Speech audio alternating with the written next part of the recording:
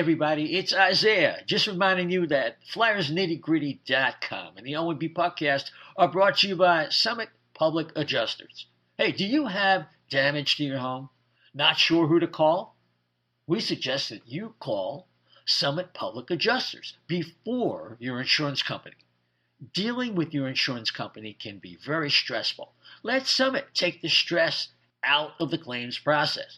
From storm damage to your roof, to toilet overflows, to broken pipes and fires, Summit gets you the most money for your repairs. So next time Mother Nature leaves you in need of repairs, call Summit Public Adjusters at 215-752-0560 or visit summitpublicadjusters.com. Licensed in PA and New Jersey. And we are back. It is Isaiah. Yes, it's the O&B Puckcast, and it is episode number 158, brought to you by FlyersNittyGritty.com, Summit Adjusters, and of course, Jim's South Street, 400 South Street, 40 years of the best cheesesteaks and hoagies in the grandest Philadelphia tradition. You got to check them out. And if you live down there, but you can't make it over, you're busy, tied up with work, whatever, no problem. They use DoorDash and will get that food right to your door. So you got to check them out. Jim's South Street, 400 South Street in Philadelphia, PA. And with that, let's introduce our panel. Again, Dan Silver is over in Europe on assignment. He should be back next week. But we have with us the original member of the panel, Chef B. Chef, how are you, my friend? Very good. Looking forward to talking with Kevin. He's always a wonderful guest and very energetic and exciting. And, you know, it's hard to get that about our Flyers anymore, but I'm sure we'll manage tonight. Yeah, there's a lot going on. We got a lot to cover tonight, and it's really kind of like an emerging story that we were discussing right before we got on. And yeah, we'll definitely get that. Before we go there, just a reminder, the O&B Puckcast can be followed on Twitter at O&B Puck, at O&B Puck. We have a Facebook page. We're on 12 podcast platforms. If on YouTube, just plug in there, O&B Puckcast, and, you know, hit that notification bell and the subscribe button. And if you would subscribe, if you don't go to YouTube, on one of the other podcast platforms like Apple, Spotify, iHeart, you know, all the top ones, it really helps move us up the charts when people are looking for Philadelphia Flyer podcasts. We really do appreciate that.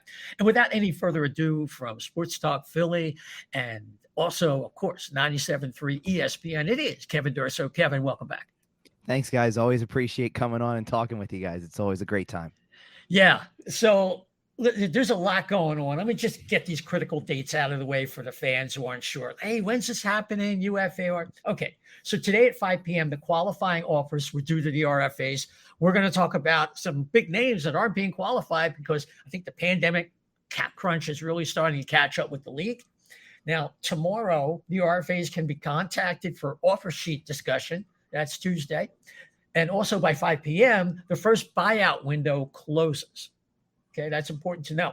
Now, later Tuesday, 11:59, UFAs lose the ability to resign for 8 years. So you might see some players that aren't going to be offered or staying with their home team that might get moved for some asset. So the other team can give them 8 years. Look out for that late tomorrow. And of course, Wednesday, the free-for-all. July 13th at 12 noon, UFA, RFA signing period begins. It's free agency day.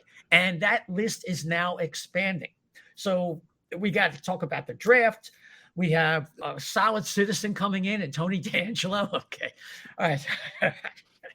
Yeah. And of course, we have we're going to take a look at some of the Flyers that were qualified and Danny Briere's comments and all that stuff. But Kevin, let's break out of the gate with whatever you want to start with. You want to start with Tony D? You want to talk about the draft? What's going to get you momentum and get you going tonight? Oh man, I mean, this is your show. Wherever you guys want to steer me, you just let me know. I'm going to be an open book tonight about whatever I think about everything. So okay, let's do Tony D. Okay. Tony D. Okay, let's get it out of the way. I think that's the big story of the weekend, to be honest. I'd like nothing against the draft. I thought that was the big story out of the weekend. Okay, yes, definitely so in the Flyers case. Yeah, where does he rank along the continuum of Nikolai Zherdev, Billy Tibbetts, and Roman Cechmanek, because I think I don't want to pigeonhole him, but immediately he's in that realm. Yeah, kind of. I mean, the thing I lead off with when I'm talking about him right now, and I said this on YWT, which we recorded last night. My job is to cover him as a professional athlete in Philadelphia. So the introduction for, and I know he's a local product, so a lot of people know who he is already, but yeah. I've got to talk to everybody. When I write an article on him being acquired, I got to write it from the standpoint that you don't know who this guy is. So I have to go into the history. So it's everything. It's the suspensions in juniors, the suspensions in the minors, the turmoil that happened in New York, the comments, everything that goes into it, everything that led to that downward spiral, if you will. And then, that he played for Carolina last year and came back into the league. All that has to be covered. And then from there, there's really no reason to keep bringing it up until it rears its ugly head again. Like, if it does, we're going to all talk about it. If it doesn't, and he's on his best behavior and they make it work, so be it. Then we keep moving forward, because I can't just deny it. Like, I can't just look at him from a player's perspective and say, just because he doesn't want, just because he's done these things in the past and people don't have their opinions about him, if he scores a goal, I can't not include it. Like, if he does something on the ice, he does something on the ice in the game that's scheduled for the Philadelphia Flyers. So that's kind of my lead into the whole thing with him, is just that, at the end of the day, I have to do my job the same way, whether he's on the team or whether he's not. From there, my big thing was I questioned the fit. That was really my thing. It's, I didn't really look at it from a human perspective to start with, because, not saying ignore it, but I didn't look at it from that perspective right away because of the fact that I just didn't understand the fit and the cost. So that's really the branch of things, and we can continue to dive into that as we discuss him. Yeah. Tony DeAngelo, coming off a couple different productive seasons. He had a high of, 51 points last year with Carolina, 10 goals, 41 assists. And of course, with the Rangers, 15 goals and 38 assists, 53 points. So there's some offensive ability there. And he's actually a pretty good outlet passer. Chef, you go ahead. Yeah. All right. Let's address the non-hockey stuff. I compare this a little bit to Michael Vick in a sense that I want somebody Mike Vick and both him, I'm going to say Tony DeAngelo too, they paid their fines, they paid their suspensions. It should be done. All right. I understand you don't like somebody, but at some point it's like somebody coming out of jail or suspension for a DUI or something along those lines. They've done their time. They've done the crime. They did the crime. They did the time. They should be given the opportunity to prove themselves okay again. Now, with the Mike Vick situation, I always said, yes, he deserves another shot. I just don't hope it wasn't with my team. It's why he deserves it. So, all right. So then you have Tony D here. He got his shot, and he made the most of it. He kept his nose clean, and by all accounts, he was. And I'm sure he's admitted it in some cases. He was a dumb kid. He was a dumb kid, and when we were all kids, we did stupid shit too. So that's where I look at it. Okay, that's fine.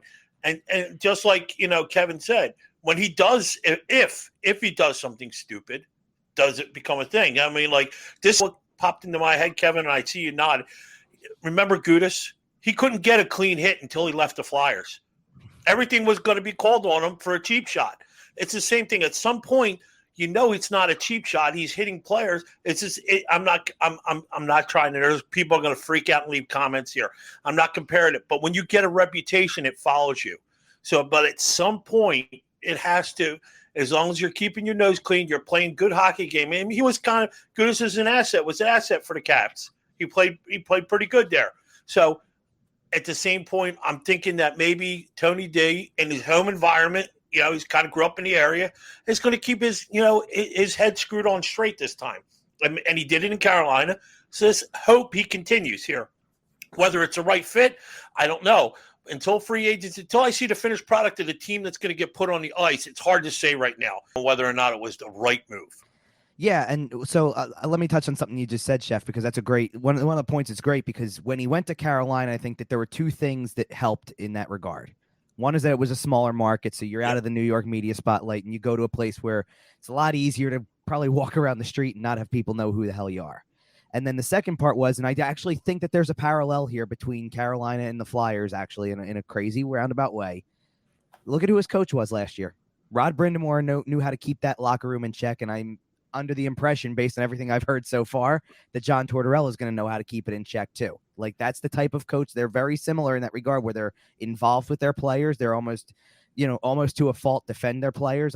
Tortorella more than Brind'Amour, but nonetheless, they're very supportive coaches. And if you can, and they preach, Tortorella's talked about structure on the ice as pretty much every time he's spoken so far. I don't hesitate to include the fact that probably means locker room harmony too, structure within the room as much as it does when you go out to play.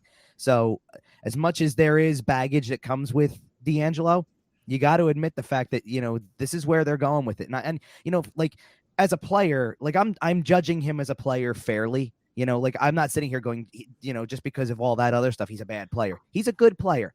I don't know that he's not in that elite tier. He's probably in the middle tier. I kind of called him, I called him in the middle tier, kind of the way that I would put a Travis Sanheim and a Rasmus Ristolainen. Like after a while, that they kind of fit that second pairing mode is like the ceiling. Is he more of kind of even more suited as a third pairing specialist kind of guy to an extent? Yeah. And that's where the fit kind of becomes a question for me, because to me, the only reason you even do this is because you don't know what's going on with Ryan Ellis. That's the reason that you make a trade for a defenseman. And on one hand, if you think that he's going to be an Ellis replacement, I think you're stretching it. It's the same thing as with Justin Braun last year. Justin Braun was not a top pairing guy. He did as well as he could in that spot for not being that guy, but he's not that guy. And I don't think DeAngelo is going to just jump in and be exactly what you want next to Ivan Provorov either.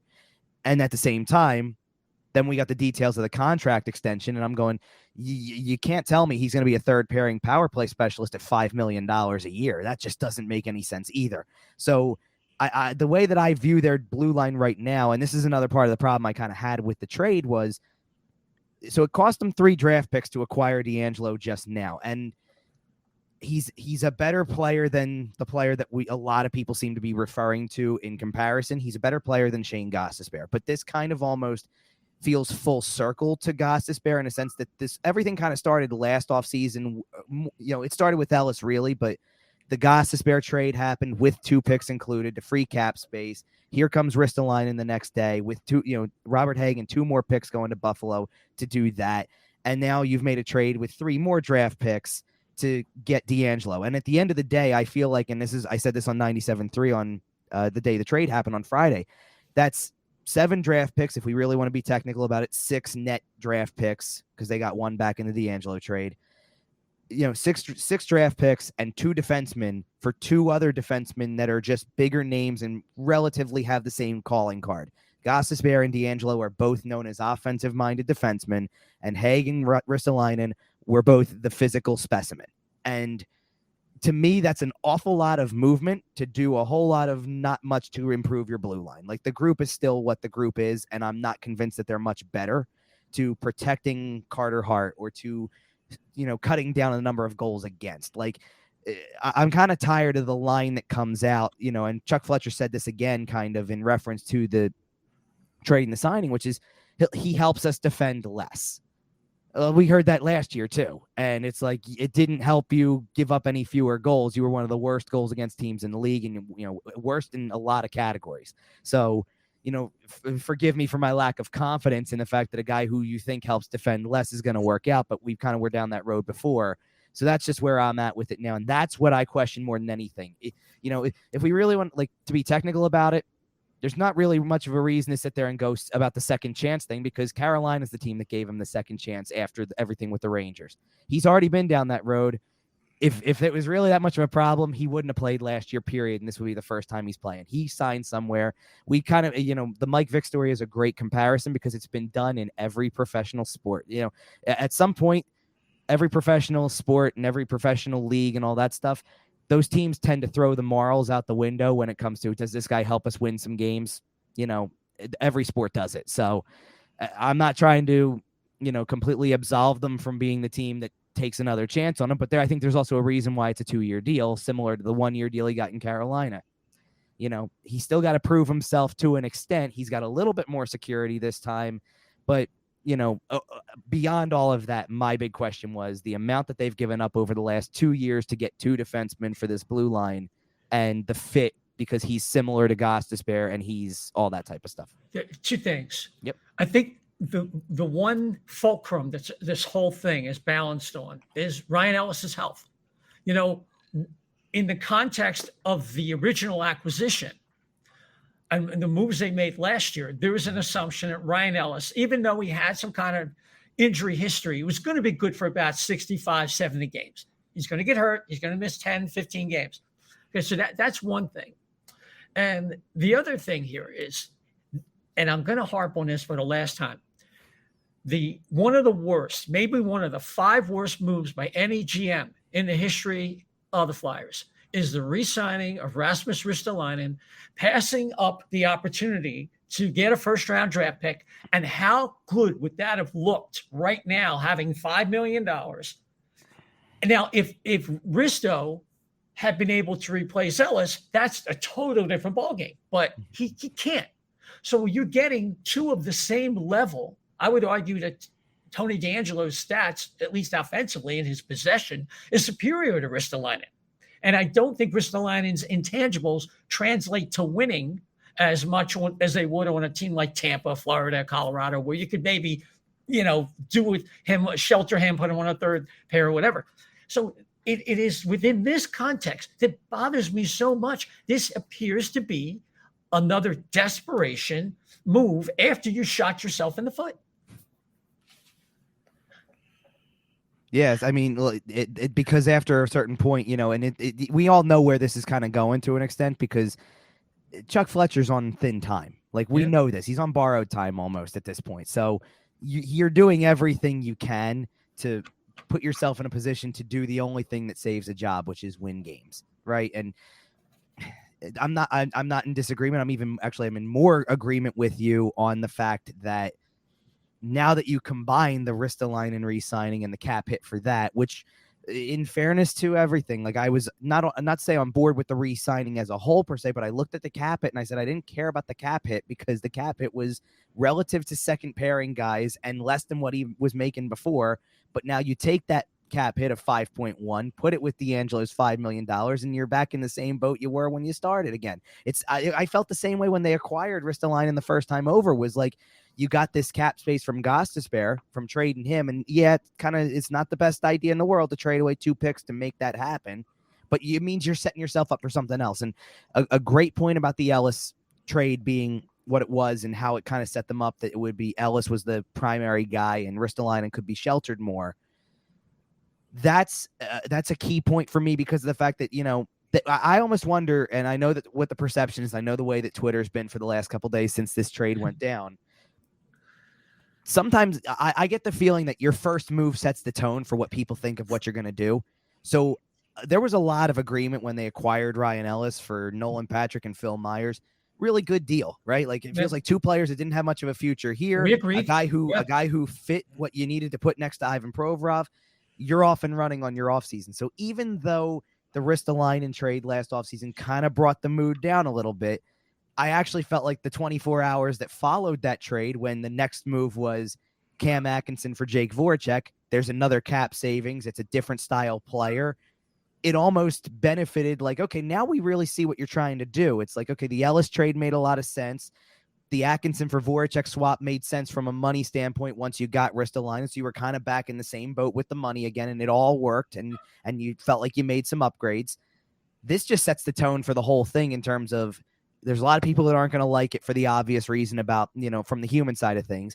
Is he the right fit anyway? And then what else can you do now? Because it feels like you can't do much of anything at the moment. You still have, like, we're going to get into the qualifying offers, which is going to take up it's going to take up, I shouldn't say a lot of, it's going to take up all of the remaining cap space they have actively, and then some, and you'll kind of piece it together. There's caveats to how they can be cap compliant with those guys because they're all on the younger side. But you really don't have flexibility for anything in free agency in 48 hours, or less than now. So there's more that's got to happen for that to work, especially when, your game plan seems to be around aggressive, looking at top names in free agency. That almost feels like it's not possible right now. And that everybody knows it's not possible. So they're not exactly getting a handout anytime soon, No, that's like it's going to have to fade into the ether, barring if they catch, lightning in a bottle with somebody who's willing to take a contract, Chef. Yeah, I was thinking if I'm looking at all the players that they have signed in the last year, and the knock on this team has always been from the core standpoint of what's not here anymore is these guys were soft. The guys I see coming in, like a Cam Atkinson, is like a rah-rah kind of guy, a team guy, all up, all on the up. Ristolainen, what was one of the first things he said? I am going to play like piece of shit. But that's one of the things. DeAngelo's got a snarl to his game. I'm just based on, and I'm not defending Chuck at all. I'm not, because I don't see this yet either. But I can see that one thing he has addressed is that maybe that locker room attitude is definitely, these are different kind of players than a Giroux or a Ghost or a Voracek, but a completely different way of thinking too. And I think that might play into some of it. I'm not, like I said, I'm not defending it. I just think for me, it's still a little bit too early to go, okay, this was bad.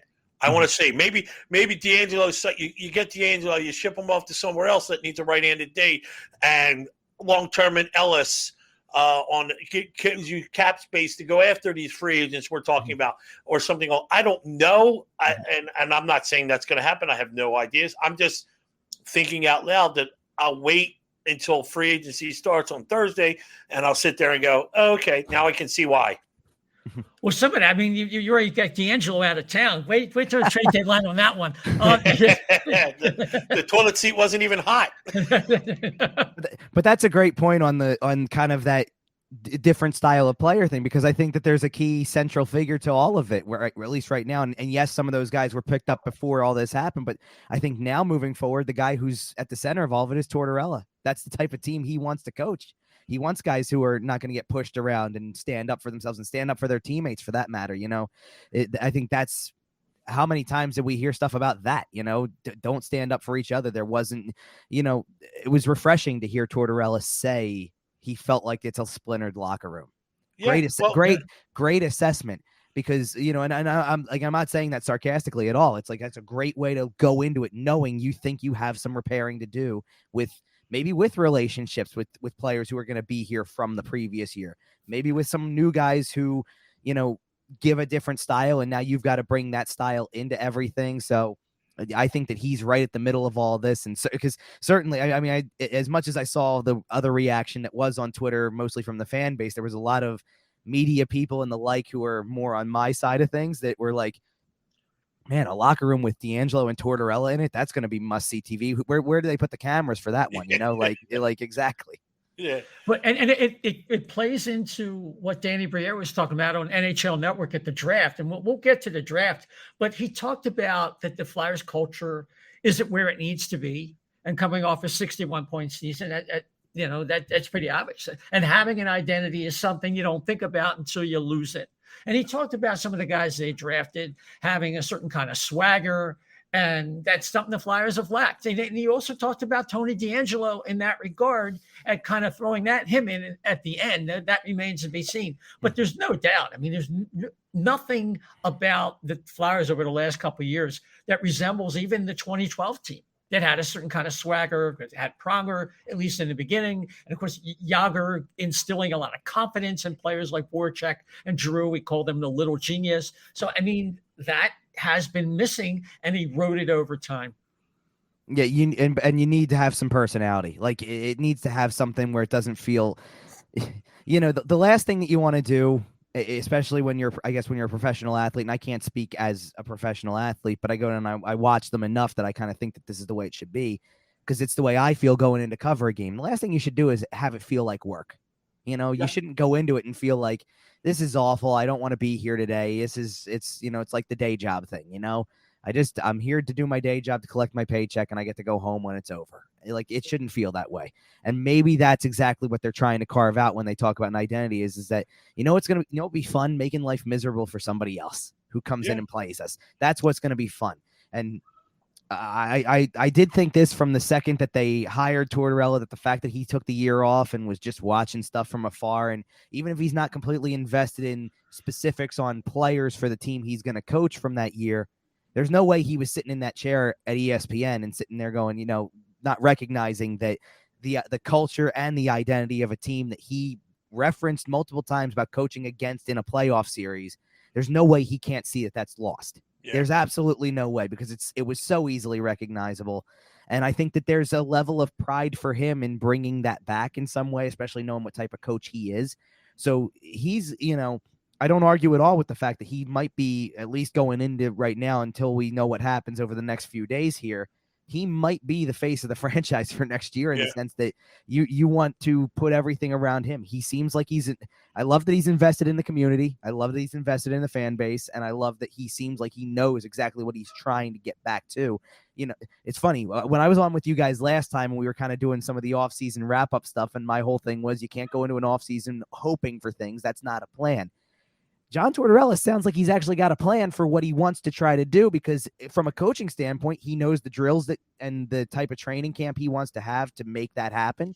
And, he's been this guy in the past who knows how to, at least certainly in the early going of his coaching tenures, maximize players who don't, you don't expect a whole lot out of, and then maximize. How many times did we see a Flyers team a decade ago, 15 years ago, that had a guy who, kind of would show up and you're like, I didn't expect this much out of him. He turned out to be a pretty solid player, all things considered. I think of, the years when, Andreas Nodal had a good year, or think about it when Ryan White's having a good year or something like that. Like you pick those guys up and it's like, they're not superstars. You're not asking them to be superstars, but they're doing way more than you ever would have expected in training camp. And that's a big step to being a successful team as well.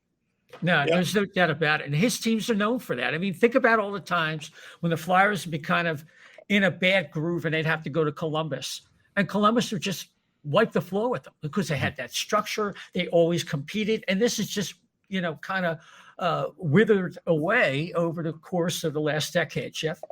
Yeah, I was just going to say, speaking to, finally, just going to put the whole culture thing to rest. I think, and I do think that Isaiah, said it the best when it was a show.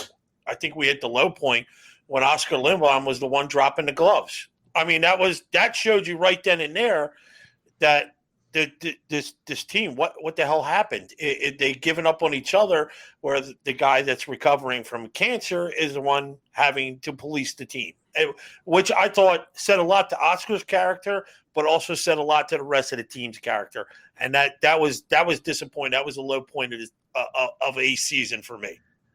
Right. And that's why people wanted to blow the thing up a couple of years ago. It's like, obviously there's just nothing here to hang on to culturally. And if you don't have that, you're not going to play for each other. You don't have each other's backs. And that's hockey. It's the ultimate team sport, And so the Flyers spent this last weekend trying to draft a new kind of player. And, after some surprises, which if you want to, you can talk about, Kev, early in the round, the Flyers kind of held to form and drafted someone who many pundits felt they were going to pick Cutter Gathier. He's from the USNTDP, the National Development Program of the United States. And the Flyers really have been hitting that up. They really like the program. 6'2". He's up to about 200 pounds now. Played a lot of left wing. They project him at center. In fact, when Logan Cooley was out of the lineup, he really picked up the ball and ran with it. And even when he wasn't really that impressive in, the under 18s, or he still had 9 points in 7 games or something like that. So he is not really known for his hockey sense, but he's got a great shot. And Kevin, I'll just let you go from there. Sure. So, well, first of all, one of the things I do when I get ready for the draft, and I had kind of a big, I did it differently this year for whatever reason, but it was a bigger draft primer, if you will. And one of the things I had was 5 targets, and he was the third name down the list. One of which was already well off the board by then, Simon Nemec, who went second. But take, the other name that was on there, it was pretty much between those two for me anyway going in, at least based on the way I thought it was going to go. So it was either going to be, to me, Jiricek or Gauthier to me. And the thing about Gauthier, and I stress this kind of, and I think to kind of preface this, I need to go through the way that the draft went and played out getting to that 5th pick, because of the fact that there was a lot of freaking out going on because of the fact that somebody who wasn't supposed to be on the board anymore was still on the board with 1 pick to go. And I don't think anybody was, it was it a little bit of a surprise, but it wasn't overly a surprise that Slafkovsky went first. Yeah, like I think that was pretty, close to expected. We knew it was kind of one or the other for Montreal. Then New Jersey picks Nemitz, and then Cooley goes 3rd. And I figured Cooley was a top 3. But Cooley was the one who I thought might, if anybody was going to slip, it might be him. And instead, here's Shane Wright still on the board at 4th overall, and he does go to Seattle, and that kind of wiped out that possibility before it got to the Flyers pick anyway. But I think that that's a good thing, because the thing that I like about the Cutter Gathier pick is that they have time. That he's a guy who we already know what the game plan is for him going to next year. He's going to go to Boston College. He's going to play at least 1 year there. His plan is play 1 year there and then turn pro. And then whether he does turn pro after that 1 year or not is actually kind of beside the point, because at that point, he's under team control. If they feel like he's ready, they'd bring him up and put him in an NHL lineup. But if not, you can put him in the minors. I think he needs the 2 years away, and I think there's no rush.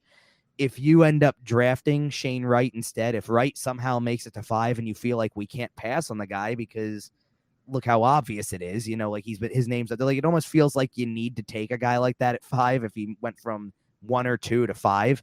But I think there would have been immediate pressure to put him into an NHL lineup. And it's almost kismet for me that he ends up in a place like Seattle where I think actually he fits in their NHL lineup now, given what they have. They're a young franchise. Go ahead and put him in there. If you feel he's ready, go ahead and put him in. I don't think there's as much pressure because you're entering your 2nd year as a franchise. You need young players who are coming out of a draft that people are known to talk about at this point that can draw people in to see your team in the 2nd year of existence. The Flyers need to make sure they get this right over the course of the long haul. And I think the last thing you need to do is succumb to the pressure of a guy like Wright and put him into the lineup immediately, even if he's not ready, and run the risk of another Nolan Patrick situation, or down the line that something happens to him in his rookie year when he's 19 years old, and next thing you know, his career is fizzling out and he's only in his 20s. That's the last thing you need to do. So I think that Gauthier being a player who's going to go through a college program makes a ton of sense. And not just any college program either. He's going to a really good one, obviously. And, I do like all the other things about his game that made him seem like a fit to me in that spot. He's got the size. That was no secret. And he seems like he's got a shot that's going to translate to the NHL level. He talks a lot about playing at least for the current situation with the franchise. He talks a lot like he would play a John Tortorella style game because his focus is on the defensive side first. That's going to attract a lot of attention from the management and the coaching side of the Flyers organization for sure. And I think that he's got the tools to continue to grow. I do love the fact they're going to develop him as a center. I think that that's important. There was, and I kind of heard you guys on the tail end before we started talking a little bit about what Anthony Sanfilippo talked about how if he would have played center in the World Junior Championships, he might have gone higher in the draft. That there were some scouts that believed he could have gone higher if that was the case. And, whether or not that turned out to be the case or whatever, I do think the fact that he is, one of the other things that's been talked a lot about with him is his confidence level and his own abilities and his confidence level that he can develop. And that's great that he's coming in like that. And I think it's just on the team now to do everything they can to make this as seamless a transition as possible. I said on Thursday when I went on 97.3 that, they're going to make a good pick at 5th overall if they pick a guy who a lot of people think they should pick at that spot. The thing that separates good picks from turning into bad picks, staying good picks, or becoming great picks is what happens in these years that you develop the player before he gets to the NHL level. Once you get to that point, if he turns out to reach the ceiling that they think he can and has the upside that they believe he has, if it comes to fruition, it can become a great pick. But if it just turns out to be another another one of these guys who floats around the middle of your lineup or worse, then it becomes kind of a failure in the development side of things, not necessarily the player you picked on draft day. Yeah. And that's been a criticism of the Flyers. I mean, when you look at where their systems were ranked in 2018 and 19, and, a lot of pundits believe that the Flyers are really on track, and that the model that Ron Hextall had set up and that Chuck Fletcher's tried to continue with was actually pretty good. It's where they dropped the ball was really on the development side. But, just one thing about Shane Wright, the way they shut down the OHL, I mean, this kid lost development time, and, he was good enough, like McDavid, to get special permission to play in juniors early at, what was it, 15 or 16? You get 1 year. 1 year. So they gave him 1 year earlier than the usual. Yeah. So if he plateaued, the question becomes, did he plateau or did he run into a brick wall because he hadn't been playing? So watch out for that. Seattle really might have made off with quite a bargain. And look who they can put him with too. I mean, he's already hanging out in Seattle with Matty Beniers, and that's a combination that could do some dangerous things. And not only that, but I think that Wright's going to take one look at the place that he did go, not necessarily the location. I think he'll be thrilled with Seattle, as they bring him along and all that stuff. But he's going to look at the other three that didn't take him, and kind of have a chip on his shoulder now going forward. That I could have gone first overall. I was, you didn't see my best over those years leading up to the draft. I'm going to show you when I get to the next level. And that can certainly happen. It was just one of these things where, and that's why I don't argue that he might be ready. I got asked the question on draft day, is there even, are they going to get a first year starter? And the answer, my answer was, I think there might be two guys who can start in year one from the draft year. And that would be Wright and Slafkovsky. Those are the only two that I really get the sense are going to be in there immediately. I don't think Nemitz is at all. I think that Cooley, maybe because it's Arizona, and I don't know, he might crack that lineup ultimately, but I don't want to say it's a guarantee. And then certainly I had a feeling the Flyers at 5 weren't going to get a first-year starter. They were going to get somebody who needed some more time somewhere. But I don't doubt that he's got the potential to be maybe two, maybe as soon as one season and ready. Who knows? I mean, if he really takes off and development goes great, he could be ready that quickly. But I'm not holding my breath over it, and I don't think that anybody should. I think that that's what's kind of the benefit of taking a player like that, is you have the time to let him mold back to that center position that he wants to play. And then that's the thing, because I toyed with Juracek and Gauthier and the idea of take the defenseman because you should build it from the back end out, or do you take the forward who, and he was more advertised as a center left wing because of it. So you kind of almost focused on the scoring side as a winger. If he sees himself as a center, then you're putting him at the next most important defensive position outside of the goaltending and defense itself. You're putting him at the next most important position for defending your own zone. So if he develops into a good two-way center as a result, then it's still an important position of need nonetheless. Yeah, there's no doubt about it. And if he is his play matches his comportment and his confidence level, then it should be something really to look forward to. Because I saw Ty Forster in front of the media, and I saw Cutter Gathier, and frankly, Cutter Gathier had even more confidence. Yeah, and you would think a kid like that wouldn't, comport himself that way. And it just goes to show you, because I thought Ty Forster was fine. There's nothing wrong. It just speaks to how Cutter Gathier feels about himself and his place in the organization. And it's funny that you bring that up, because I wasn't there. I'm not going to be there during the course of the week of development camp. It's not something I'm able to make during the weekdays like that when they're on the ice so early in the morning and all that stuff. But the picture came through that the Flyers Twitter account tweeted of Gauthier on the ice during workouts. Usually you see these kids 18 years old come out of the draft, jump into a development camp like this, and they really look like kids. He didn't really look like a kid to me. He looked like he was already in his 20s. So, that kind of changed my mind a little bit too. I'm like, he looks the part size-wise for one, but he almost has a maturity about him and in just his appearance that you're like, this doesn't look like an 18-year-old. This looks like a guy who is already kind of getting ready to come out of that college game almost. And that's another thing I love about the college game. I mean, I feel like we had the conversation last time I was on about Noah Cates and how he looked at the end of the season. That's what the college years will do to you. That you get to play against guys who actually look and feel like playing against pros as opposed to juniors. And, it prepares you well for the next step of going into a professional game, especially if you're good at the two-way aspect of it. Yeah, absolutely. It has so much more structure in the game. So it's definitely better prep in that regard, Chef. Well, speaking to part of this, well, it's also too the games they're not a big of a season. The games count more. There's more of a structure, especially college. The college they've gotten their programs are incredible, and what they're doing out there. That's one thing. And then the other thing is, did I read it right? I was perusing and I forget where I saw it, and I tried to find it, I couldn't. Are 3 of the Flyers prospects that they picked this year all going to school in Boston area? You got Boston U, Boston in the and Northeastern, Bump is right? to Vermont. What's that?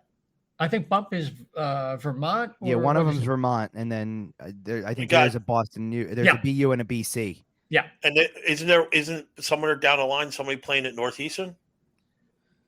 Perhaps defenseman Hunter McDonald. Yeah, it's McDonald playing there. Yeah, interesting. Yeah, I don't mind that so much. I think that's a good hockey town. If you're going to learn stuff, you go up there. So I'm pretty satisfied with where they're going to and where they're learning. So yeah, Chef, it's a hockey hotbed in that area with the colleges. So I wouldn't have a problem if those are the types of programs they're going into. That's for sure. Yeah, well, you just got to know how to, where you can park your car.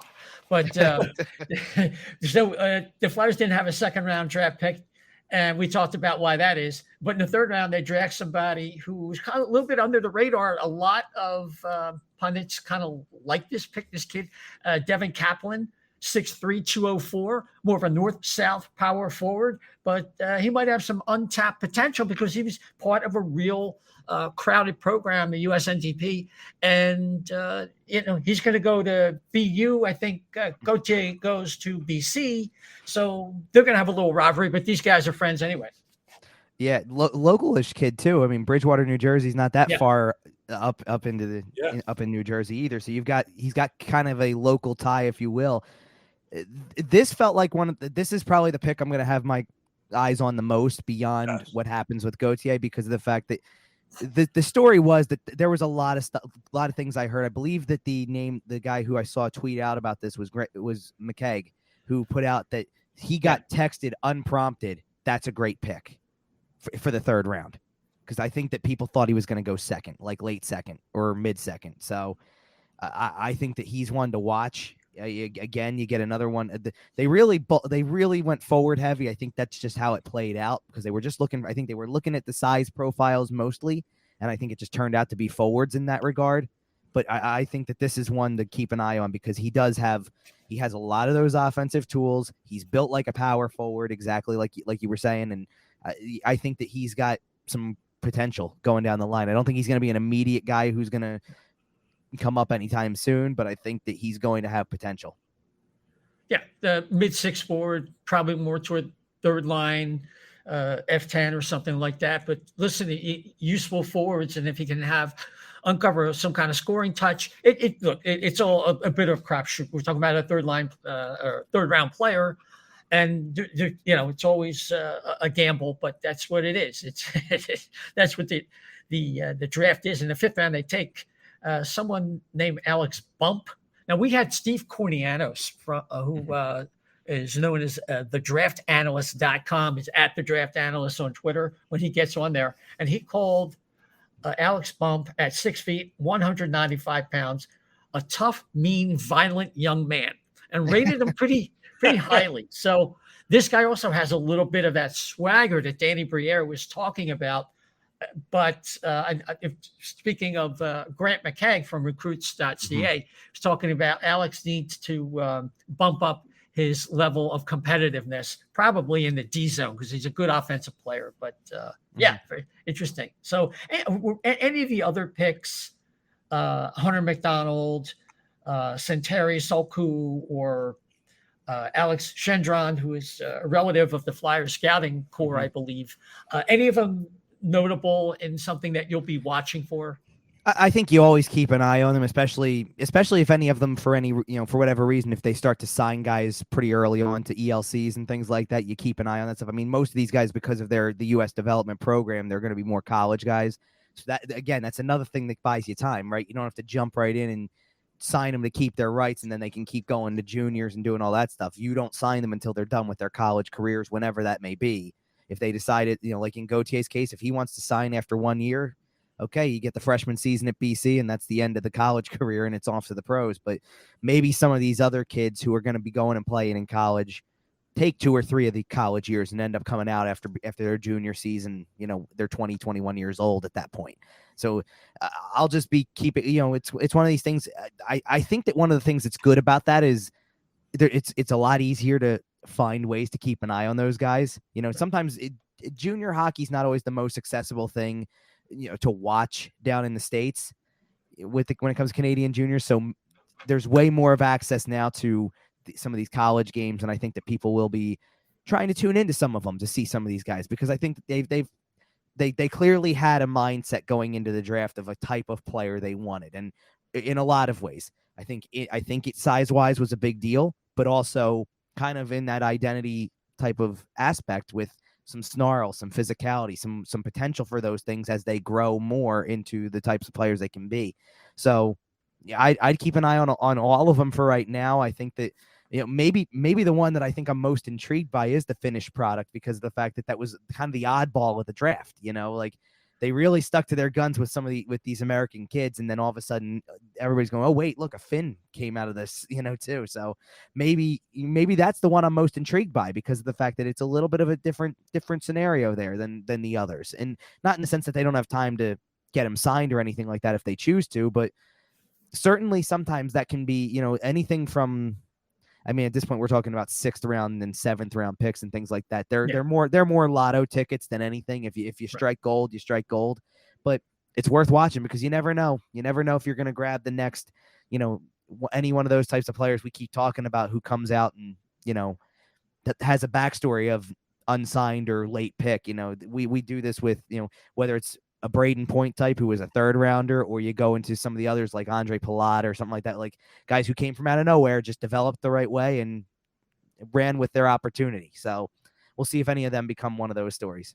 Yeah. I mean, we had with Detroit with Zetterberg and Datsuk, and Tampa kind of took that mantle, like you were saying. Selku is 6'4", about 200 pounds. So they really had a type. I mean, they really had a type in the sense that all of these guys were about that.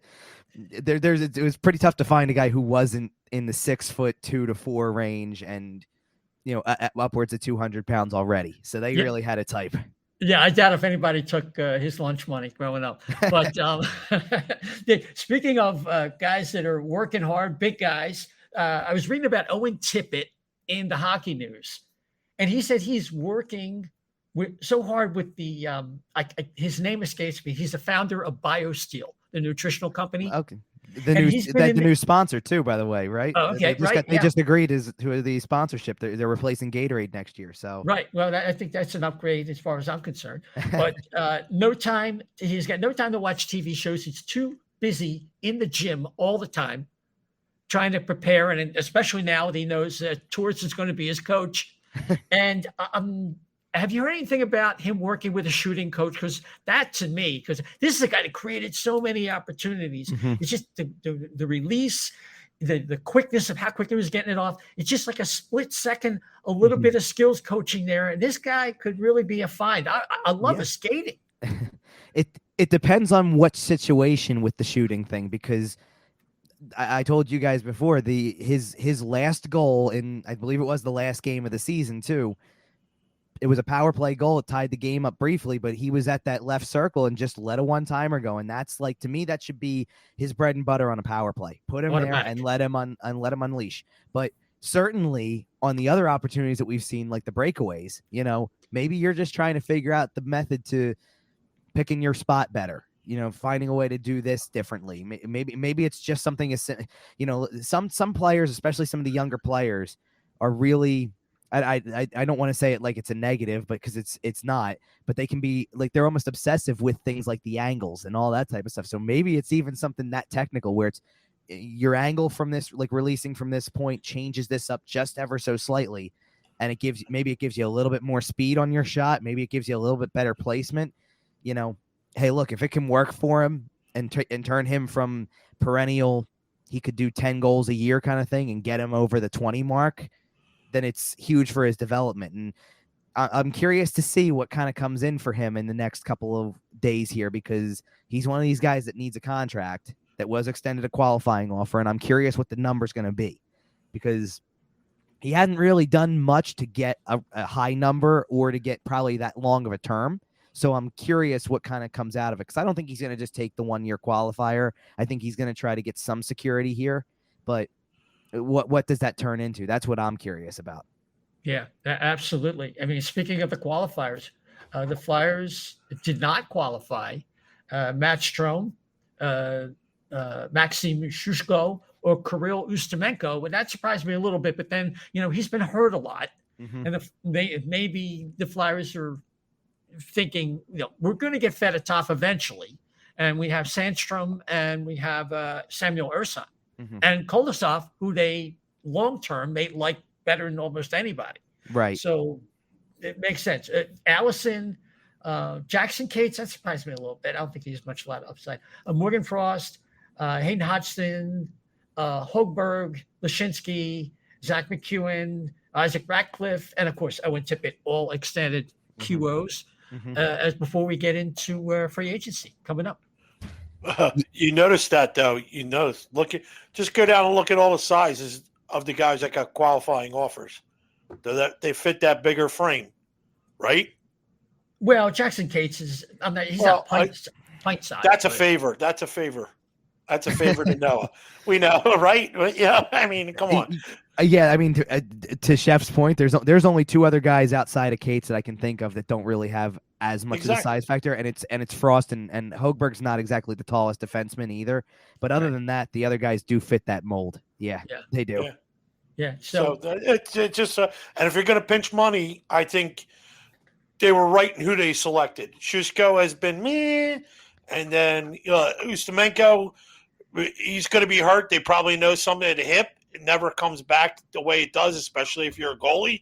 And I just think it was all smart moves on their part. Give them credit for that, at least. Yeah, the Sushko thing is not really a surprise, because he actually signed in the KHL back in May, so he already kind of picked his place where he was going to go, so that wasn't a surprise.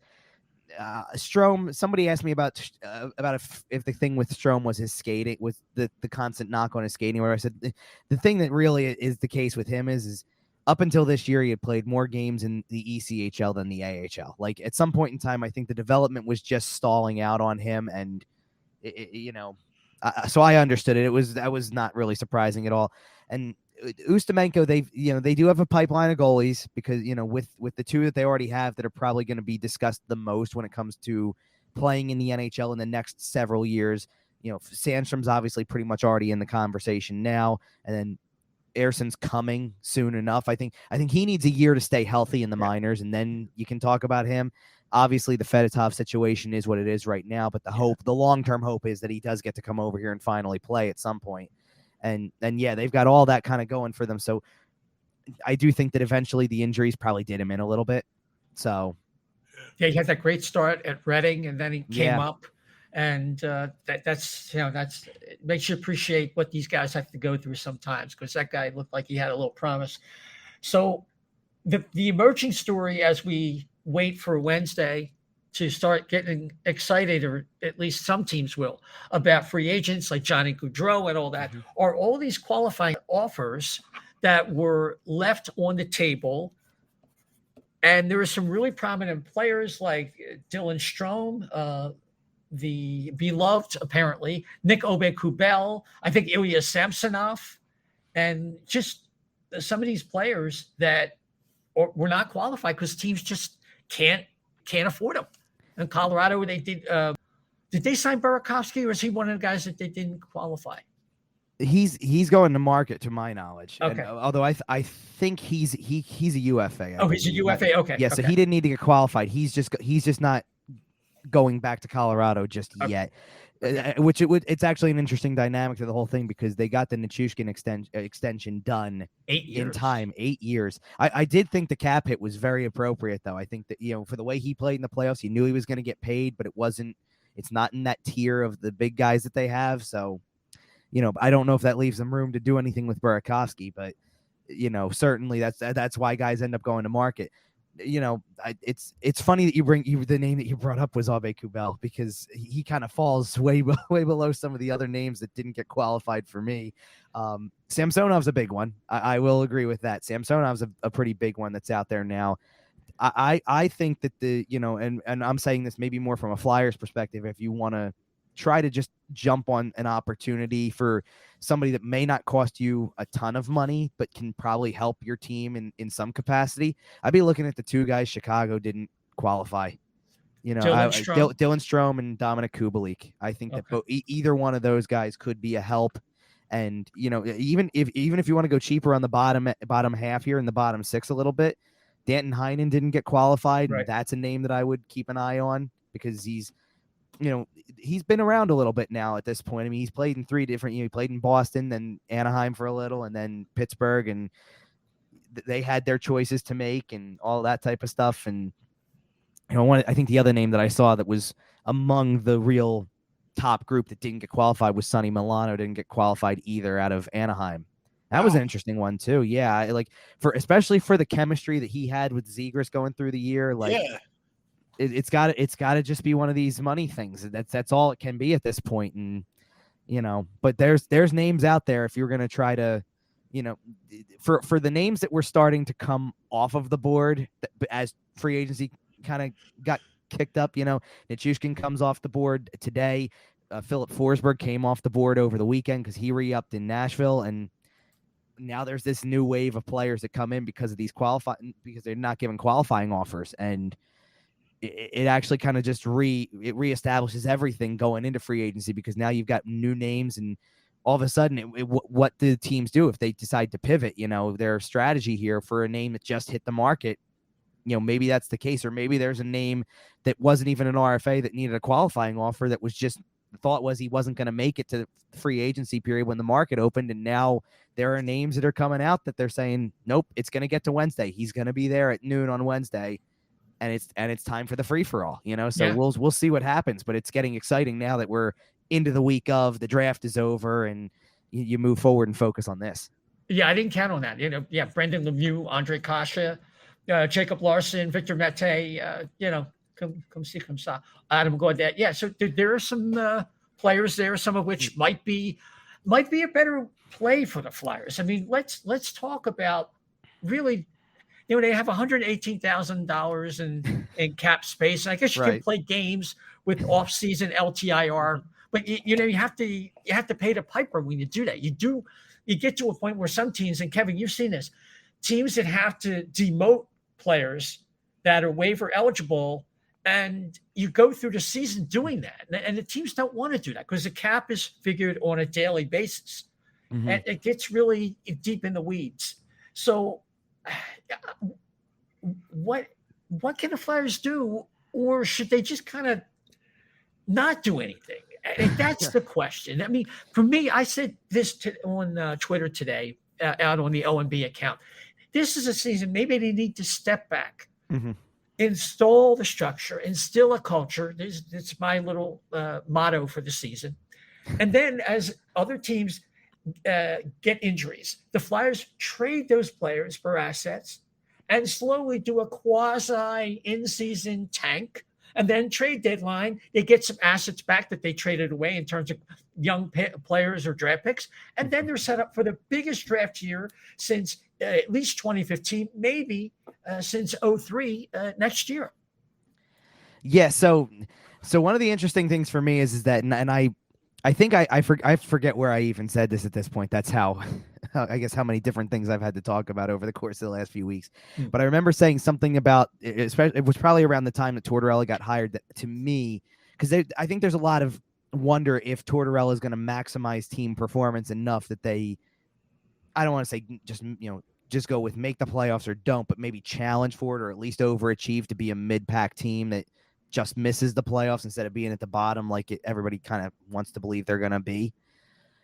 My thing is, there's different varying degrees of success. To me, a successful season next year is if they create that identity. Like, I don't care if the point total is still 60 points, but they were more competitive in the process, and they lost a bunch of 1-goal games because they're not at that level to go over the top within the game, but they have way more compete level and they have way more structure, and you just don't have the finishing touch, or you're missing the goal scorer, let's say, or something like that. Like if they can establish that, then that would be a huge success to me, even if the result at the end standings wise is relatively the same, because I think that people expect it anyway.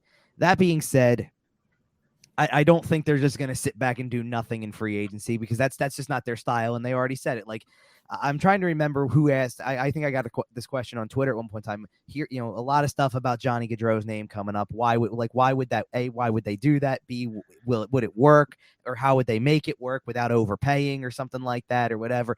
And my answer partially is they already told you what they're going to do. They said it already. The aggressive retool line hasn't been thrown out since January for them to pull back now, I guess. I mean, let's this way. They showed their cards there with DeAngelo too.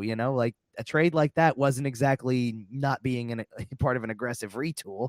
It's, because if it wasn't, then they would have probably just let it go, despite whatever they may know or may not be telling people about Ryan Ellis, and that would have been the end of the conversation. They would have just moved forward without a real replacement for him and tried their best, and it would have just gone by the wayside.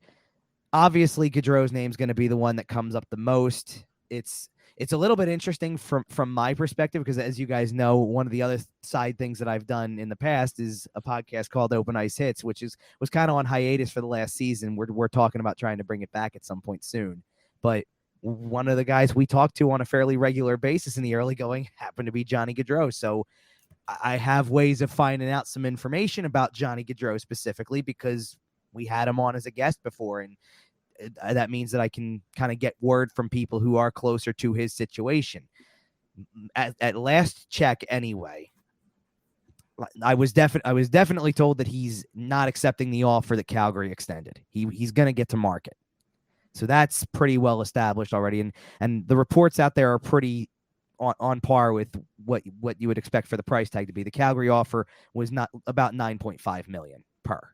So whether or not it was the 7 or 8 years, I'm not completely sure about that part. I assume that they tried to go the 8 years, but it's, bottom line is I don't think he's accepting that right now. And I think that we keep getting closer and closer to he's going to hit the market. And if that's the case, then the Flyers are going to be all over that and at least to try to get him. I don't want to say they're going to, because right now they don't have a way to make it work. That's the thing. And I think the funny part is I think that Gaudreau even knows that. And look, it's always been his dream to play for the Flyers. It's very much for me, his situation right now reminds me, not to call them the same player, but reminds me of Panarin with the Rangers, where that offseason it was, I want to play for the Rangers. And that's exactly where he ended up going, because he had the choice. If he really wants to play for the Flyers, he'll play for the Flyers if that's where he wants to go. But I think that the team knows they can't do this right now, not without doing something else. The obvious answer is find a way to get rid of James Van Riemsdyk. But that's not going anywhere right now, because everybody else knows that's what they would like to do. And they're kind of sitting there going, we know what he's worth to another team. He's not attractive to another team right now. Not for the full year, not at the $7 million. So, right now it's kind of a holding pattern, I would say, with that one. Now, if they want to try to continue this aggressive approach and Gaudreau ends up not being an option, that's where I think you need to start veering into some of these non-qualified players, because I think that they will be more affordable options. I keep coming back to Strome because of the fact that Strome's a center and can give you something there that's a little different, give you more depth down the middle, especially since you were really thin there last year when Couturier and Hayes went out. You can't be too deep at center. And if you really want to try to pad it with a winger of some kind, then I think you can explore like the Kubalik option or the Milano option and still keep it relatively under budget, because where things are headed, the money, or at least a key part of the money they would need to get off the books to make something work, is going to be Ryan Ellis. That's the direction that Ellis is headed from everything that I've heard. It sounds more like LTIR than it sounds like playing anytime soon. From there, then you start getting into, as you guys alluded to, the kind of the cap gymnastics that happen on a daily basis. They can put a Noah Cates and a Cam York on the team on day one, but send them down first to clear the cap and then bring them back up once you make the LTIR move. They can do that and do a couple of bucks here and there. But the guy that and I think Anthony Sanfilippo has alluded to this previously. I think he did on Snow the Goalie, and I think he did it again recently somewhere else. The possibility that what if a guy like Oscar Lindblom got placed on waivers because nobody's going to take the contract at $3 million per, because by that point most teams don't have that kind of cap space. That's a way to clear another $3 million. I mean, you could easily get $4.5 million, $4.75 million from just those three names, from York, Cates, and Lindblom, if Lindblom were to clear, and bring them right back up once you move the Ellis contract to LTIR. And that works for just that situation. But they still don't have a lot of money left because most of what they had was taken up by DeAngelo's contract now.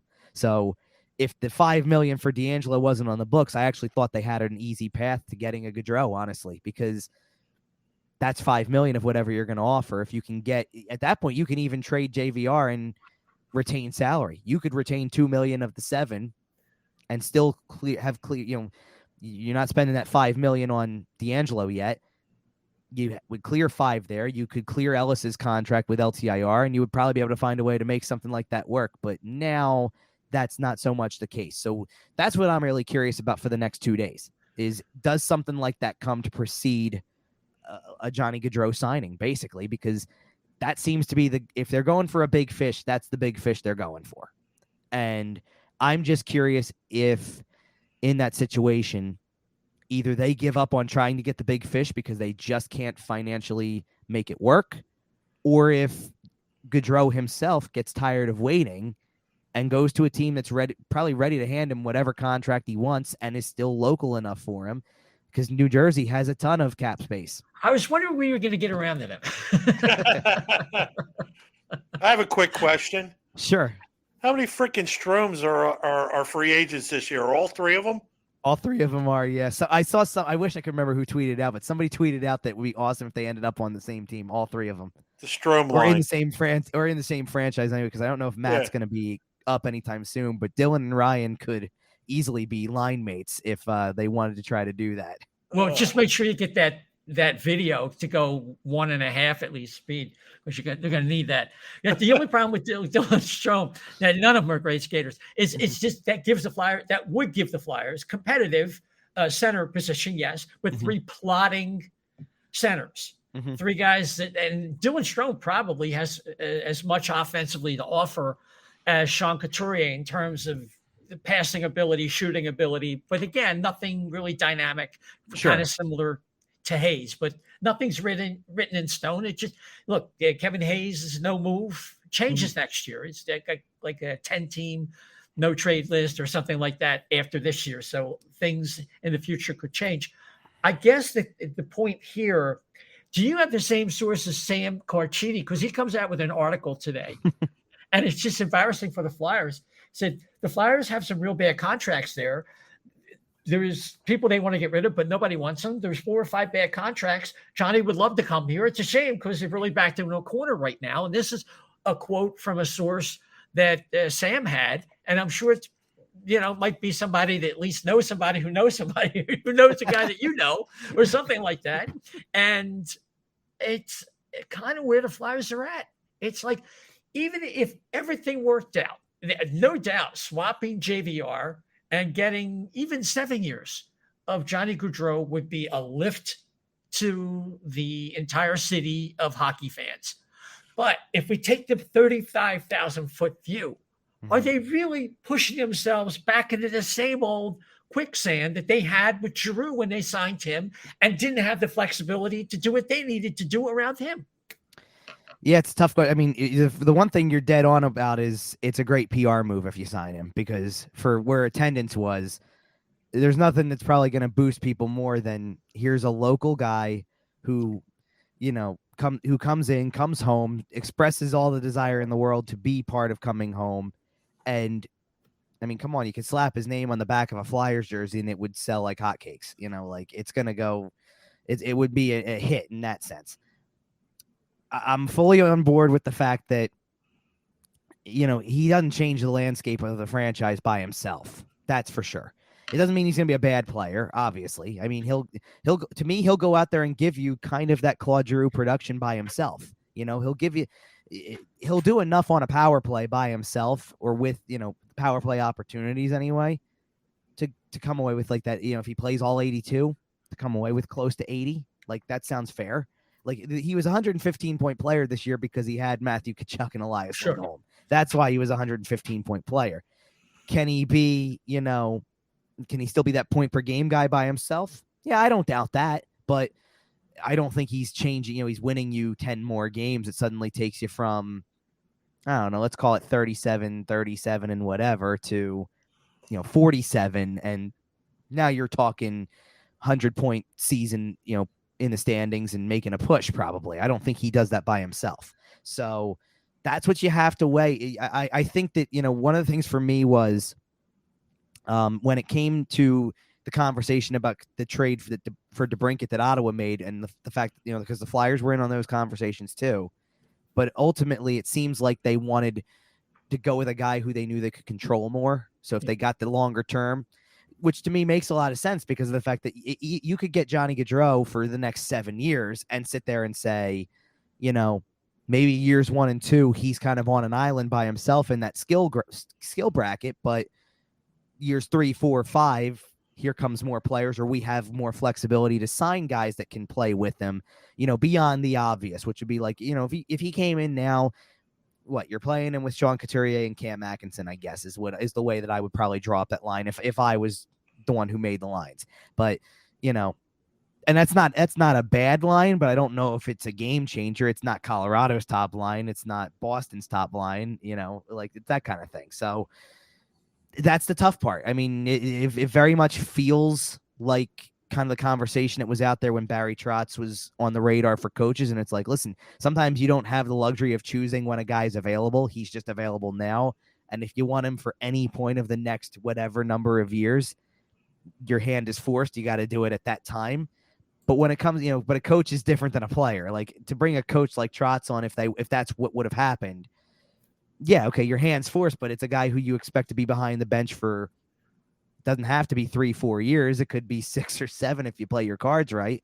And it's not counting towards your cap space. This is a guy who counts towards, and he's not going to just count towards your cap space. He's going to count towards a significant portion of your cap space. And you already have guys who count towards a significant portion of your cap space. So that's where it kind of becomes cloudy. Yeah, absolutely. So it's a tough nut to crack. And then you wonder, is there a reflex move that if they actually were able to finagle getting Gaudreau here, how many smaller forwards can you have? It's something Grant McCaggett talked about. Is Konechny gets shipped out at that point, just for the fact that the Flyers are so small up front? If they add him, because you got Atkinson, you would have Gaudreau, you would have Konechny. It's like, how many Smurfs, relatively speaking, of course, because actually, TK's got some more bulk on him, but still, it's a reasonable question. Yeah, so it's funny because I've been probably since, I don't know if it was November, December-ish or whatever, but I've had that gut feeling on Konechny for months on end. I get the sense that if he's still on the roster by the end of next weekend, let's say, because most of your free agency work's going to have to happen from Wednesday to Saturday, let's call it. Yeah. If he's still on the roster on Sunday, then he's part of whatever vision they have for next season. And that could be without Gaudreau, obviously. Like there's a chance that it's without Gaudreau. But if they get Gaudreau, then I wonder if they don't try to find a way to get something else that they need by putting him out there a little bit more. Because I can't see them trading Travis Konechny and saying it's a cap dump. I just can't see that happening. It doesn't make any sense to do that when, just because you really like you can't tell me that you really want Johnny Gaudreau that bad that you are going to trade Travis Konechny in a cap move as opposed to getting something in return that helps you. I just can't see that. But I do see the possibility that he gets moved if you don't want to build a lineup that is kind of, that has that many smaller guys where it's Gaudreau, it's Atkinson, it's, there's more than that too, because I mean, assuming that depending on who makes the team and who's healthy enough, I mean, Joel Farabee's not the tallest guy in the world. Bobby Brink falls into that grouping, and Brink's obviously dealing with something right now too. Yeah, he's got a hip. He'll probably have half a year. Yeah, so who knows with him? But you don't want to be that kind of team. You want to, especially for the way that you're kind of discussing identity and drafting guys and seemingly trying to get guys with snarl and with some size. Like it feels like you don't want to go the opposite here. So I don't feel like I kind of don't feel like they can coexist if that's the case. Like if you get Gaudreau, I feel like you're even closer to the idea that Konechny could help you get something else and make the cap work for that matter. I mean, you could try to do what you did with on a smaller scale. You could try to do what you did with Voracek last offseason at that point and move a guy who because Konechny's making $5.5 million. Maybe you move him for a $3 million contract and there's $2.5 million that you owe the two guys that you already got, or something like that. But who knows? I just don't see it being a cap dump and move on and just get the one guy. I just can't see them doing that because they really do seem to keep standing by Konechny in that sense. And I don't blame them for it. I mean, you don't want to give up on him at his age, but at the same time, I felt like in line with the aggressive nature of what they're trying to do, you were looking at a situation where that would be aggressive to trade somebody like that to get another player like that. Who or not even like that to get another player who fits a need for your team. That's maybe close to the same age group, close to the same cap. Maybe that's what you try to do with him. So, I mean, we'll see. I'm surprised that there hasn't been more rumblings about him other than I've heard the same stuff that a lot of other people have where it's like, okay, a guy's name has come up in conversation, but it's nothing serious right now. And it's even less serious when it comes to the other guys I think we've talked about before, like, Provorov and Sanheim. Like, I don't even think there's even much going on there at all. But, it is what it is right now until we find out what the next move is. And certainly if it's Gaudreau, if they can fit him, because I feel like that's what they want to try to do, but I don't know how they're going to do it. And I wonder if there's a timetable on that before it's just off the table. Yeah. Just a couple of things. TK, his exit interview, he talks to Briere, and he's shown a chart about how he hasn't been going to the scoring areas like he did in his 30-goal year. And it kind of stays with me if Tortorella looks at that and comes up with his own evaluation about, how he might fit in. And if they're looking at guys on the margins, that could be one of those things where Tortorella says, no, I can get him back there, or no, if you can get Gaudreau, I can do without Konechny because we can't have too many small guys. Last question. Getting rid of JVR, it's been thought or posited that that's like the 24 first round pick. You got to include, that's what teams are probably asking for or something like that.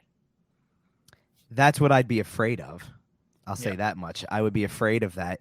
It's why I keep pitching it in two different ways. If you can find somebody that actually is going to take the cap hit, then good for you.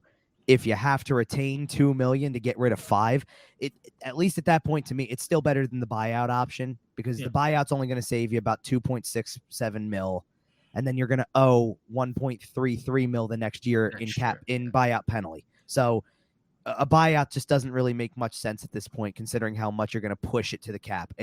I'd rather trade the guy and retain half of his salary and know it's off the books at the end of the year than try to do the buyout and get a couple $1 million back or just shy of $3 million. It's not even comparable in my mind. But my fear would be my extreme fear would be even at $5 million retaining $2 million, that the first is still in play. That would probably be my big fear. I kind of understand if it's in play to get the whole thing off the books, but my fear is that that's even what what other teams are doing to the Flyers right now is that, okay, we'll take what we call that, I guess, 75% of the salary. Let's call it that. But well, is there a max? Is there a max they can take? What is it, half or 60%? Retention, I don't normally see anything higher than half. But so I'm saying if they can get rid of 75% of the contract, so they get a retention of 25. If they end up with we keep 25% of it, I just hope that doesn't also involve the 24 first, the extra 24 first, because that really feels extreme at that point. It would kind of feel par for the course with everything else. I don't know, but it's it's an interesting dynamic. And look, the worst case scenario also is that you don't get Gaudreau at this point, because this is the year that he's a free agent. And maybe the worst case scenario is you just ride it out and get through the year with him, and then that's the end of the story. You don't try to trade something that you find valuable. Like, don't include a first round pick for a future year because of the fact that you don't want to have a guy for one more year. Maybe your best option is just to fess up to the fact that it's the last year of a bad contract and you got to ride it out to the end and come back and approach this next year when, because let's put it this way, next year it's not going to be just JVR at that point. I mean, Oscar Lindblom's contract is up at that point. Between the two of them, that's $10 million right there. So, I mean, and that's nothing against Oscar Lindblom, but maybe when the contract's up, and you just take another, you fill his spot with a younger guy who's ready to go. Maybe his spot goes to Wade Allison next year, or Forster. Yeah.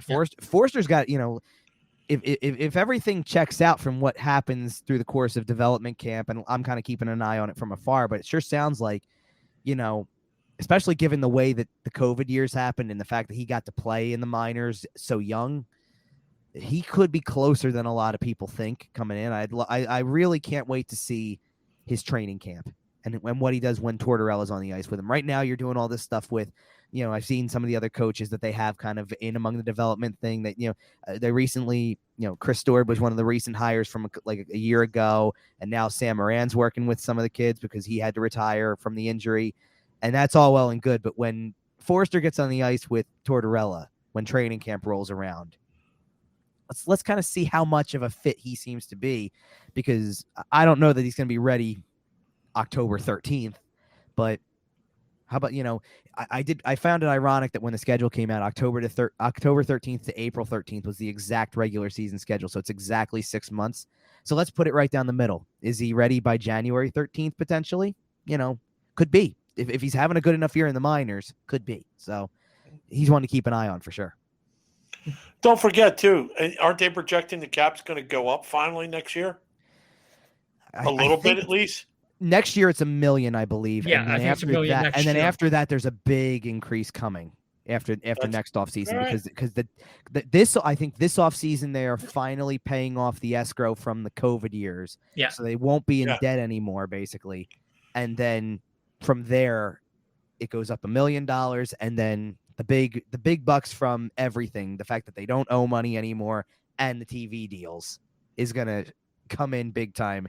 And it's funny because I think when I was talking about this yesterday when I did YWT, I think that the way I looked at it too is there was, Chris Letang just got a 6-year extension at $6.1 million per, and I'm like, it's not going to look so bad in year 3 when there's even more cap space and it's not as much of a cap hit percentage, like it won't look as bad. It's the same thing with any of these contracts that are $5 million per for guys who are second pairing defensemen. Like it eventually won't look so bad. It looks bad now because you still have it's the flat cap. It's the exact reason why we're seeing guys not get qualifying offers right now that you're thinking it's nuts that they're not getting qualified. But that's the nature of the flat cap that's really striking. Geez, I guess now we're talking the 3rd year of this at this point where it's just wreaking havoc on what teams are able to do. So, we'll see what happens though. These next 48 hours or so should be really the telling points of where everything goes. So we'll see. Yeah, the one good news about the qualifying offers and all these younger guys, it's going to make it more interesting on Wednesday. That's for darn sure.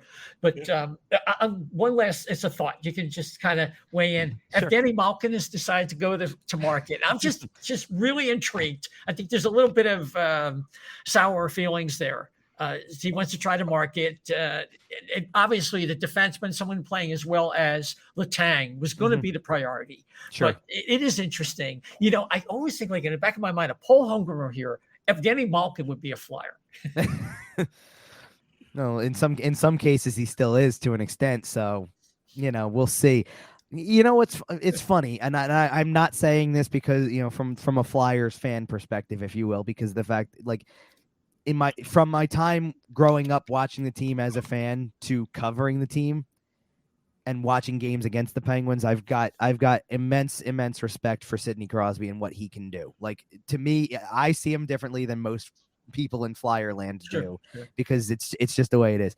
For some reason, and maybe it's just my personal viewings of when Pittsburgh comes to town, more nights than not, Malkin's not really as much of a show. He's just kind of there. He has those nights where he just exists, and it frustrates the hell out of me knowing he's on the other side, and you're going, it should be better. Like, there's nights where he should be able to destroy what the Flyers have rolled out, and he doesn't, and it kind of blows my mind. So I would not be like, if the Flyers got on that boat, I don't know if I would find it to be the best fit. It would be an interesting fit. It might make a little bit more sense than, because he can play down the middle, it might make a little more sense than, and has skill down the middle. It might make more sense than the winger at this point. But, I will share with you guys something. I briefly hit on this on YWT, and I'll go with it because of the fact that I got a text about it in recent days. I was told from, through contact to contact kind of thing, like someone who knows someone told me, don't be surprised if Detroit gets in on this Malkin sweepstakes. And I actually kind of, after thinking about it, went, yeah, that actually makes a lot of sense, given everything that's gone on with their drafting over the last few years, that now maybe that's the type of player they go for, to put a veteran with the whole thing. And it's very similar to what I felt after the DeBrincat trade happened for Ottawa, where in the back of my mind, I went, this isn't going to be the last thing that Ottawa does this offseason either, I don't think. Like, now they feel poised to add a veteran to the group of young players as well. And there's one specific veteran that comes to mind. And I know you guys know who it is. Oh, yeah. That guy from Hearst. Yes. Another one of these hometown cases, right? Like another one of these situations where, but it was funny to me because that was so, a lot of people thought that was far-fetched a couple months ago, where it's like, oh, Ottawa's not going to be any good though. Why would he want to go there? And it's like, you might want to rethink that one. Ottawa's got a young core that's continuing to trend upward. Oh yeah. I mean, who in the Flyers is in the talent tier?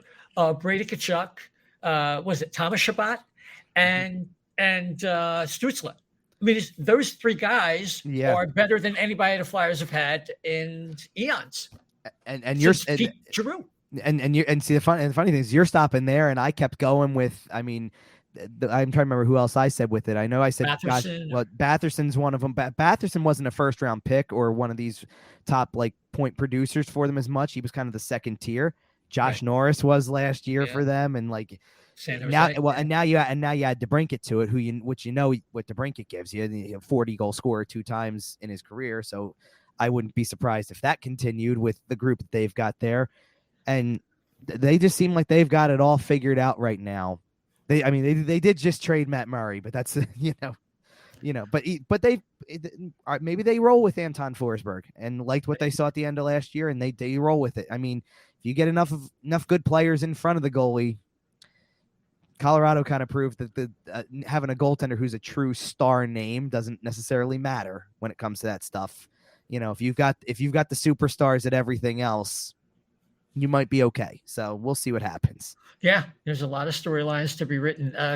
Kevin, man, we could be here all night talking about this stuff, and because it's unfolding right before us. But we're going to stop right there and tell people where they can find your work, your podcast, and your written work as well. Absolutely. So as usual, 97.3 ESPN.com.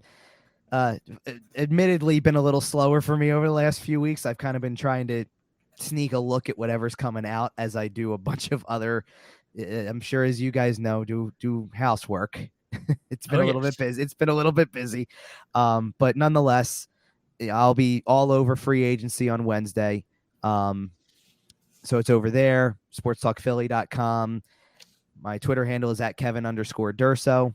And then YWT podcast we're going to be doing another show. I think we're recording Saturday just to let free agency breathe a little bit and see what happens. But we'll go from there. And then we kind of do every other week during the summer because there's not as much to discuss. And then we'll be back weekly. And, hopefully next time I'm on, I can have more of an update on the other podcast I mentioned briefly, Open Ice Hits, because I was doing that a couple years ago with Hunter Brody. And that's a lot of fun to do because that's more of a league-wide thing. And certainly when you're in the doldrums of a Flyers season like it was 2 years ago, that was a fun escape for me to talk about everybody else too, and talk about some of the other teams. So Hopefully I got that for you later on. But for now, that's still on hiatus for now. So the other stuff is all where I'm at the moment. Yeah, well, you're definitely busy, and you're always welcome here. Just fabulous input. We really appreciate it. Absolutely. Thank you guys so much for having me once again. All right. We'll see you down the road. Later. Thanks, guys. Take care. Well, Chef, the one impression I'm left when I listen to Kevin talk about Ottawa, and I think about teams like New Jersey and Buffalo, right before we go, those are three teams that are poised to take that spot that the Flyers supposedly think they can get in the playoffs. And I don't see it this year, and I don't know. I just think the Flyers ought to just chill. If an opportunity presents itself and they can get maybe one of these younger RFAs that wasn't qualified, it could be a useful player. Hey, I'm great with it. But to try and commit to $9.5 million for 7 years, or trade for him and get 8 years to get Johnny Gaudreau, and then they're just locked in. They got a bunch of bad contracts, like that source that knew Johnny was talking about, that the Flyers have so many guys that nobody wants and they can't give them away. In fact, I didn't read the whole thing. It said they have 4 or 5 guys they could put on waivers and no one would pick them up. And all right, maybe not quite that many, but still, I mean, three isn't a stretch though. No, not at all. Not at all. I mean, Jeff, obviously, Ellis, in my mind, Ristolainen, I think Couturier is a bad contract. He's a good player, but there's doubts about him. You could say Lindblom at that number, and of course, JVR. So, yeah. Now, it should really be interesting this Wednesday. We're going to come back with a show maybe Sunday or Monday. We'll see what Mr. Silver has on his docket, and I think we have a guest in mind for that as well. So, any last thoughts before we call it a night? No, because like I said before, it's hard to get in a tizzy right now because we don't even know what the end product is. We don't even know where the starting product is yet with this team anymore. You turn around and keep $2 million of JVR, trade it away, trade them away, free up 5, and who knows? This team could look completely different on Friday morning. So we don't know yet. So I'll wait. I'll just wait and be patient, knowing that something's kind of got to happen, or maybe it doesn't. And either way, I think we'll be kind of like surprised at what this team looks like to start the season. I will say that though. That's interesting. Where can people find you on Twitter? You can find me at Chef to the Left B on Twitter. I will engage you if you engage me. Otherwise, I'll leave you the hell alone. That's the way I feel.